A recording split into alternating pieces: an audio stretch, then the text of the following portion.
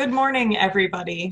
Welcome to Plugged into History in its new format, and this is Explore More Thursday. So again, I promised you a video, hopefully you've seen that by now, of the new format that Plugged into History will be taking. If you didn't, scroll down on the page and you should be able to find one. From now on, Thursdays are going to be Explore More Thursdays, and today we would like to continue our conversation from Tuesday. So if you don't remember, my name is Carin Bloom. I'm the Director of Engagement here at Middleton Place Foundation, and usually I'm behind the camera, but today we have an incredible conversation that is building on the one that Tracey and I had yesterday with Dr. Robert Bellinger. So I'm going to switch my view here to gallery view so that you can see our guests. Of course, Tracey Todd, President and CEO of Middleton Place Foundation. And today we are talking with Dr. Bellinger. He is an associate professor at Suffolk University. He is the director of the Black Studies program there and also the director of the Clark Collection of African American Literature. And of course, he is, not of course, we're grateful to say that he is a descendant of Middleton Place as well. So Dr. Bellinger, thank you so much for being here. We really look forward to speaking with you today and to learning from you today. So let's start out, if you wouldn't mind telling us a little bit about yourself, whatever you'd like to share with our digital audience. Hello, how is everyone? My name is Robert Bellinger. I'm a professor of history and Black studies at Suffolk University. I live in the Boston area and have spent some time in South Carolina where I have family roots. That's a brief enough biography of me. Well, let me jump in there. My name is Tracey Todd. Everyone, you know me. I hope and I think I'm president and CEO of Middleton Place Foundation. Last summer, we were very pleased and excited to have Bob come and spend time with us here as visiting scholar. And it wasn't our first experience spending time with Bob. He's just one of my favorite people in the world. Gotten to know Robert through the reunions that happen here at Middleton Place, and just feel, you know, he's just I feel sort of a kindred spirit with Bob. And whenever we don't spend as much time together as we'd like, because we're here in Charleston and he's up in Boston, but boy, one day it would be great if he got a gig down here at College of Charleston and we could spend more time with him. But we definitely enjoyed last summer when he was here, and just wanted to say how much we really love and appreciate Bob and thank him for being here with us. Oh, thank you. Thank you. Well, I think we should start off, Dr. Bellinger, with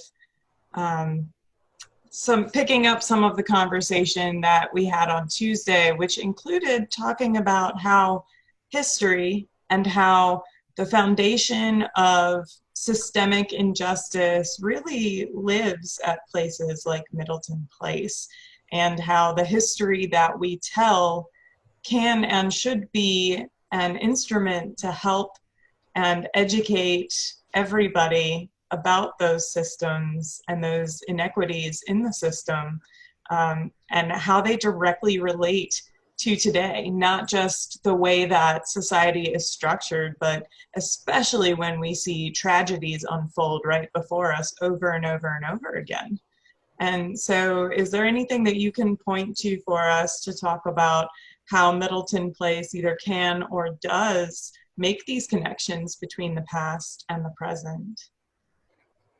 Well, one of the things that I'm always guided by, and it's from words of people much more wise than I am, who basically have said that history is always present, right? And so it's not in the past as many people think. It's always with us because we are connected to that past in many ways.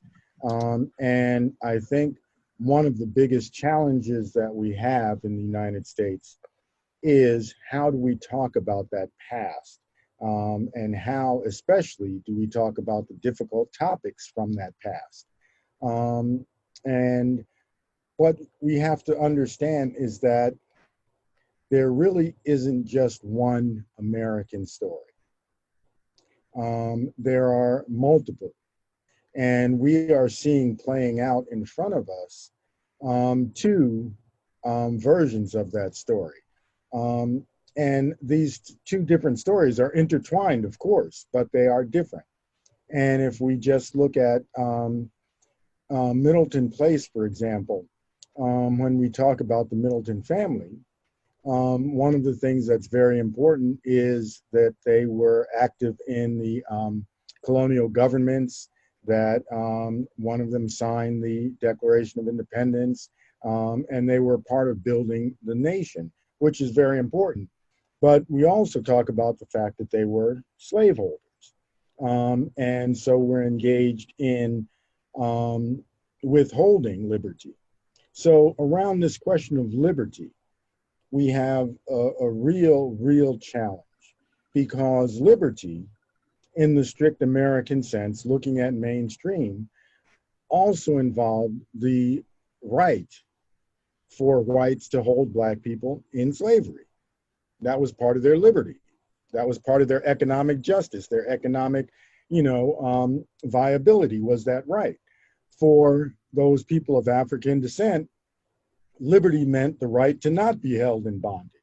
And so these two versions of liberty are at odds with one another, right? And so we see that playing out now when we have people calling for opening the market because their liberty is connected to the economy, even though that means that it's impacting the liberty of Black and brown and poor people who are going to be working in those environments when they're not safe. And so their liberty doesn't connect to the market, it connects to something else. So we have this constant pull between the well-being of all the people and the well-being of the economy. And those are two different liberties, and no one is talking about that in that way. That's a great point. That's a really not as subtle as people think it is divergence. I mean, that's really something that should be examined and talked about more. So thank you for bringing that to light. That's actually a really interesting piece that I think also plays into some other history that I know that Tracey was really interested in highlighting. If y'all wouldn't mind having a conversation about that. We started a little bit on Tuesday talking about the state constitution of South Carolina in 1868 and how immediately after the Civil War, there were lots and lots of rights that by 1895 were stripped away from people of African descent. So I'm gonna let Tracey actually lead into that conversation how he'd like to, but I know that you've got something great to teach us and to relate again between the history and the modern era. So Tracey. Yeah, thanks, thanks, Carin and Bob. We touched on this yesterday with Lee and wanted to take the opportunity to kind of delve a little bit deeper with you and with your background and history knowledge. You know, it just when we talk about connecting history to today, it's especially here in South Carolina, it just this part of history for people like me that sort of live it in, and are immersed in it. A lot of times I like to think of what ifs, and it's this kind of fun game that historians sometimes play, like what if this had happened, or what if this had not happened. And one of the questions that's been on my mind lately is, what if South Carolina had stayed with its Constitution of 1868? What if it had not changed in 1895? Because that 1895 Constitution led to so many injustices that are still with us now. And that 1868 Constitution allowed personhood voting, and it cultivated an environment that everyone was able to, I'm sorry, I say everyone, I'm sorry, Carin, not females. It was only males. But the races were able to be together, you might say, politically. And there were so many successes in the African American community here in South Carolina on a political level that happened in the 1870s. And, you know, even the first representative in our in U.S. Congress was a gentleman from South Carolina, you know, in the 1870s. And I'm sure a lot of people don't know that. I would never have thought that a state like South Carolina, with its history, that the first African American serving in Congress came from this state. But it all got stripped away. It all got changed in 1895, and we were set on a different course. Well, one of the things that's also very interesting, and this is something I've been working on as well, is we've been here in Boston, it's evident, there's been these various recognitions and celebrations of 250 years since the American Revolution. And states have been fighting about it. I know South Carolina, there was an interesting article where they accused Massachusetts of stealing the revolution, but all the states are fighting for that. But no one is talking about 150 years since Reconstruction, which was dealing with a lot of the unfinished business, one could say, from the years of the Revolution, particularly that of slavery and inequalities. And the Reconstruction period was an amazing period that has been vilified and overlooked in the coverage of American history. But it was an amazing, amazing time, because it was the time when freedmen and free blacks got engaged in the government, got engaged in trying to create a society that had room for all. The 1868 convention in South Carolina is particularly special to me, because my paternal great uncle, Abram Middleton, was a delegate to that convention. He lived in Barnwell, South Carolina. And according to Earl Middleton's book, one of the things that was most interesting about him coming out of slavery was that he was literate not only in English, but also in Hebrew and Greek. And so he was a delegate to that convention. And he also became a pastor. And he went to theological school and was known as being responsible for building congregations and churches, because he was a carpenter as well as a preacher. And what's really amazing, his brother also became a pastor. And what's amazing is that in looking at that Constitution, the things that they were interested in instituting were very important. And I looked at three, and one in particular was about all men being born free and equal, which is one of those key points from the Declaration. It comes up all the time in the history of America and looking at what it means to be American. But one of the things that they also said was that among those rights were the rights to also defend their lives and liberties, right? Not just that you had the right to it, but you had the right to defend it. They also spoke about having liberty of conscience, right? The ability to think what you wanted to and deal with the consequences of those thoughts, but to be able to think and speak.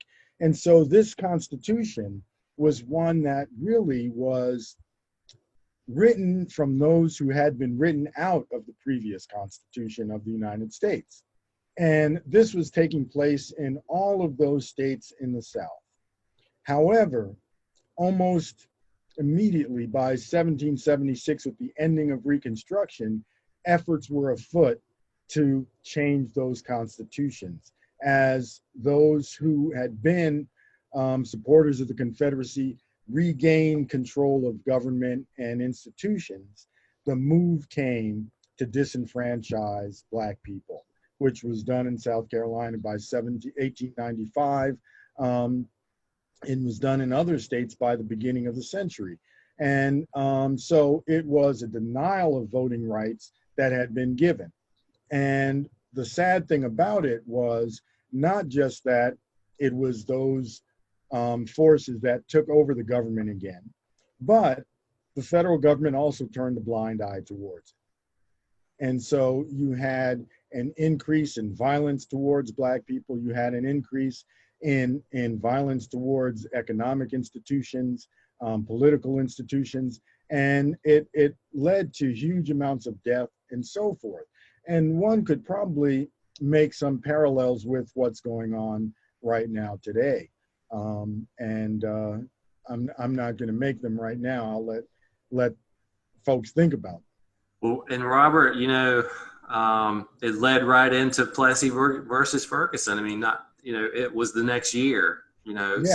So in South Carolina, you have a new constitution coming in that says that you have this literacy test for voting that excluded over 100,000 African Americans who were previously voting. They were the next day not able to vote. And then separate versus equal, separate, which of course wasn't equal, but that's right on the heels of this Constitution. So it's interesting. Almost more than validate. You said, I don't know the word you just used, complicit or validate. The federal government validated. They literally participated, with that, and then that leads right into separate schools and Jim Crow. And it's interesting that the three branches of federal government were supportive of this: the judiciary, the executive, and the legislative. And what it led to was an attack on educational institutions, an attack on social institutions, an attack on economic institutions. And so so right now today, when people are saying, well, how come Black people aren't doing better economically, they don't know about the destruction that took place in the late 19th century, in the early 20th century, in the mid 20th century. They just think that, oh, there was a civil rights movement and laws were passed and everything was fine. And so I think as a nation, we need to do a much better job at telling all sides of the history, as well as the positive, but also the ugliness, because history has its ugly side. But out of those dark periods comes the dawn, as they say. That's a. Sorry, go ahead. I was just, that the idea of today, and that period of the late 1800s in the early 20th century, it makes me want to call back even further, and we go back into days of slavery and the idea that this entire group of people cannot build generational wealth, didn't have that opportunity for centuries to build generational wealth. And that really for the Middletons began in Barbados when these two English brothers, Arthur and Edward Middleton, went to Barbados and became involved in the slave trade, trying to seek their own fortune and make their way in the world, and probably had the aspirations of owning land in Barbados and becoming sugar planters. But by the time they got there, the land was already taken away and being utilized, and they couldn't get their traction. So they came to Carolina after a few years. But in Carolina, they were able to bring enslaved people here and receive head rights, head right land for each of those people, and kind of begin this multi-generational wealth building in their family that, that began in 1678, that early, and really kind of culminates, into the Civil War period, when you've got a family that owns 19 different plantations around South Carolina. And of course, they're part of the planter class in the Low Country that's among the most wealthy people, if not the most wealthy class of people in the country at that time. And just thinking about the generational wealth that began by being built coming out of Barbados, and then centuries later, and even today, really, that generational wealth didn't stop building with the Civil War. But of course, that's the time that we look at a lot. And it's an apparent connection to history that we live right now. Yep, it's very much a connection. And when we talk about land and generational wealth, South Carolina figures in, because that was one place where they began to put into practice initially the 40 acres and a mule along the Sea Islands, and how much of that land was taken back. Had folks been given 40 acres of land, had land been divided up and farms been created, that would have been a very different economic story going forward if that had been respected as well. But as we know, the redemption efforts attacked independence of Blacks, whether that was economic, political, social, or otherwise. And that is some of the heritage that we are still feeling right now as well, is that denial of opportunity with force. Right, Sure. right. I actually wanted to revisit something you mentioned, Bob, about people not learning this history, not being aware of it, not understanding where these inequities come from. And I know that you train student teachers to talk about African American history and African history and the diaspora to middle and secondary school students, right? Middle and high school. So can you talk a little bit about how you train next generations of teachers to include this, to do better? Well, the first is that you have to really examine history fully, not sugarcoat it, not, close your eyes when you're passing the difficult places. You have to really delve into it. And you have to talk about how it is part and parcel of our landscape, pretty much, and raise questions about inequality. But also, how do you have those conversations with groups of students?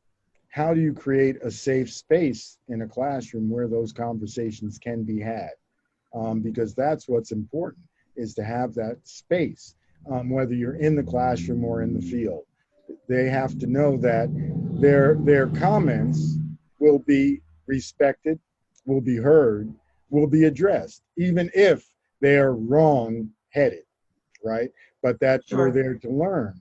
And that, so even if you say something that in many instances people would recoil from and go, how could you say that? That's not the atmosphere you want to create. You want to create one where those kinds of comments can come forward and be heard and be corrected and be added to and be built upon, because that's a learning environment.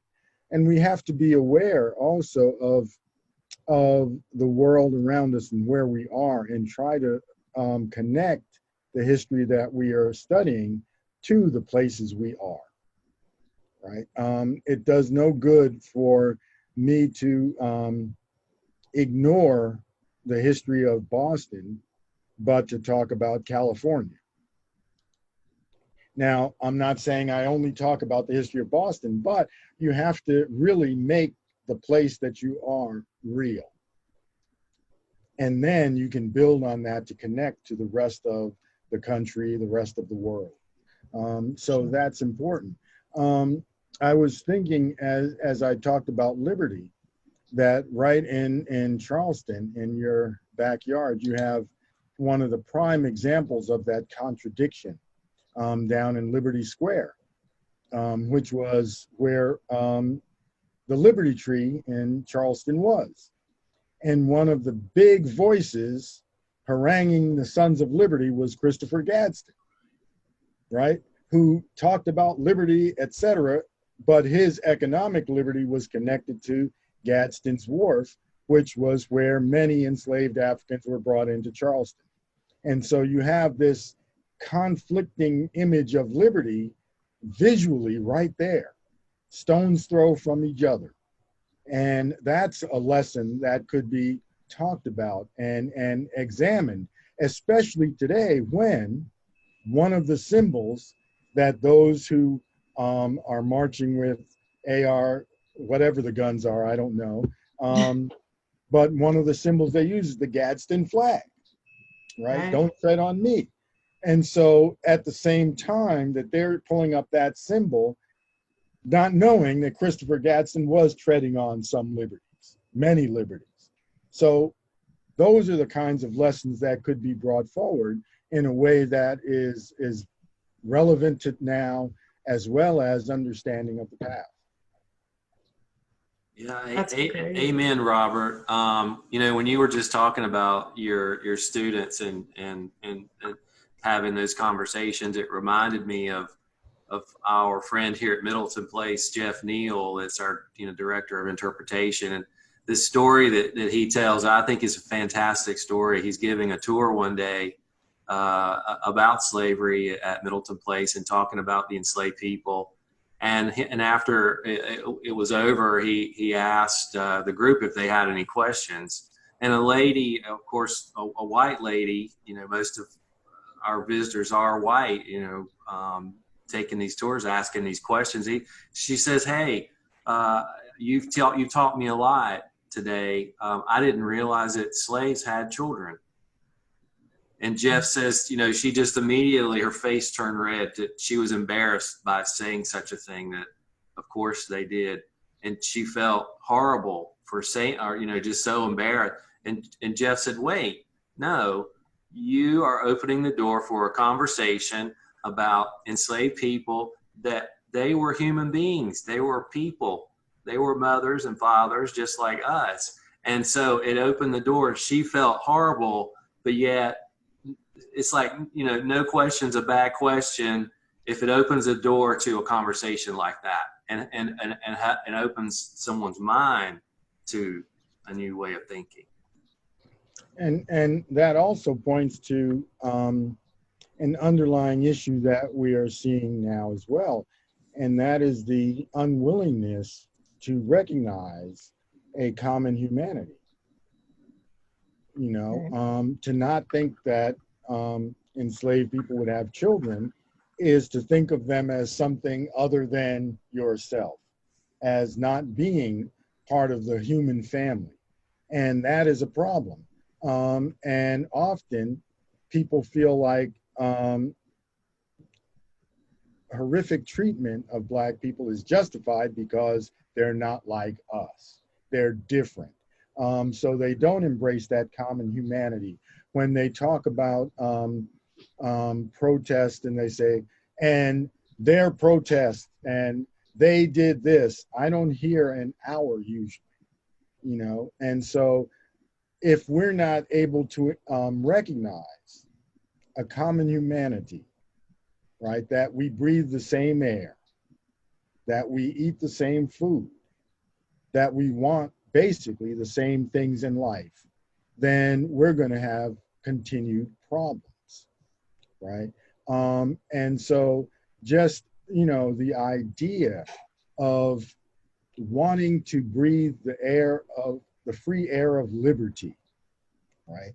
And it's the "I can't breathe" phrase is very, very much a part of this, whether we're talking about what happened to George Lloyd, or whether we're talking about Raina Zoe Mungan, who, a young woman who went to the emergency room in New York saying, I can't breathe. And they refused to give her a COVID test. 3 times she had to go to the hospital before they admitted her. And by that time, it had progressed enough that she didn't survive, right? So when people can't breathe, they need to be heard. And right now, this is, the country is erupting, the world is erupted because so many people are feeling that the breath of liberty cut off, choked off, wherever they may be, right? And the system in place is one that is not allowing everyone to breathe freely. And I don't know what it's going to take for change, but change has to come. And it has to start on every level.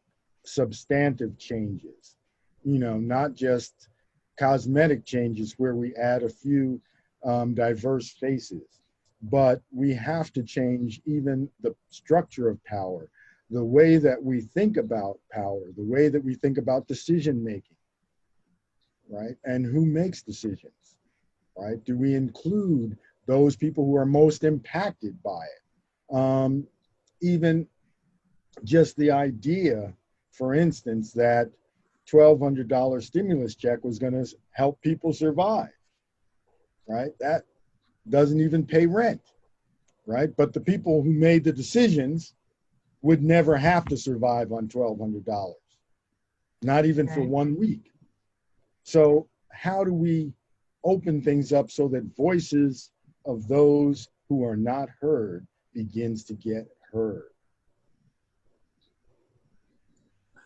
You've got an eloquent voice for that, Bob. I wish I had half of it, but thank you so much for those words. I totally agree. As do I, and I just have one more question for you, and I hope you will indulge me, because one of the things that you did while you were here with us last summer in South Carolina was to take a look at and evaluate for us Eliza's house and how we exhibit the information there and how we tell that narrative. And as Middleton Place moves forward with a message of solidarity and a message of action within our mission of telling American history and being a community resource to connect that history to what's going on right now, to help us understand ourselves and each other, we want to constantly evolve our narratives. And Eliza's house is a beautiful exhibit that has been up since 2005. So it has had, as Tracey likes to say, it's had good legs. It's had an incredible run, and it's also due for an update. It is overdue, and so this is an actionable item that we are looking at and doing right now to update and improve this narrative. And I was just wondering if you would be willing to give us just a small snippet, something that you've suggested for us. For everybody who's watching, Robert not only analyzed the exhibit for us, he produced a beautiful report that we're working from in order to update our narrative. And I just wanted to know if there were a few things that stuck out in your mind that we are really going to and need to act on in particular. Well, there's a lot in my report, but what I think needs to happen is to not see Liza's house as the locus and main place to tell the story of the African and African American presence, but to also weave it into the narratives in other places, and more than it is now, which is at the house tour, to weave it into the chapel and the ice house, to weave it into the garden tours, to begin to really expand it so that the house, while it's there and there's a particular tour, but that people don't miss it. One of the things that happens if material isn't spread throughout is that people can be selective and miss the important stuff. But if it's weaved throughout, they have to get it. whether they want to or not.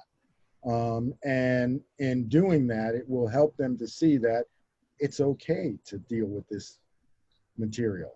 It's okay to learn about this stuff. It doesn't take away from me. And it helps to weave these two different stories together tighter in a way that they were. Because we have to remember that the institution of slavery was a very intimate institution. We're talking about people who are living side by side with one another, even with the power differentials. These people are their lives are intertwined in a lot of ways, good, bad, and ugly. And so if we don't weave these stories together, people miss that importance. And they miss that there is this, even with all of the elements of domination, there is also moments when common humanity rears its head.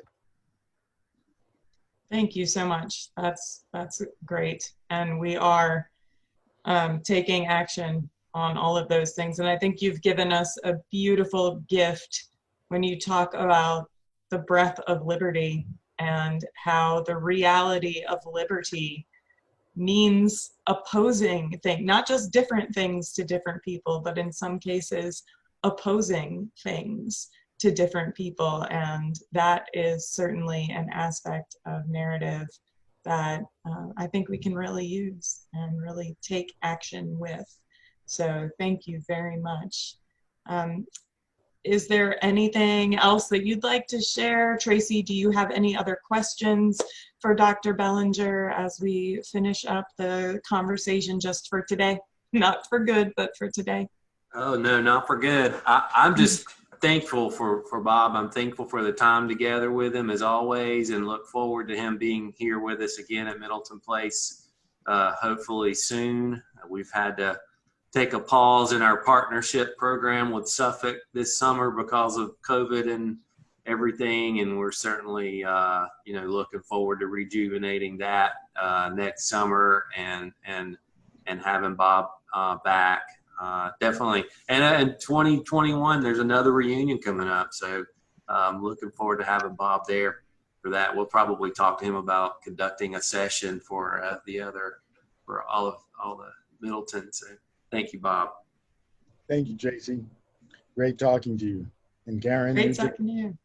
Thank you. You as well. Hey, please say hi to Nick, the intern. Shout out to Nick who came here. We love you, Nick. Hi. Thank you. Thanks. Well, now. Thank you so much, Bob. Really appreciate it. Thank you. And everybody, thanks very much for tuning in to Explore More Thursday here with Middleton Place's Plugged into History digital programming.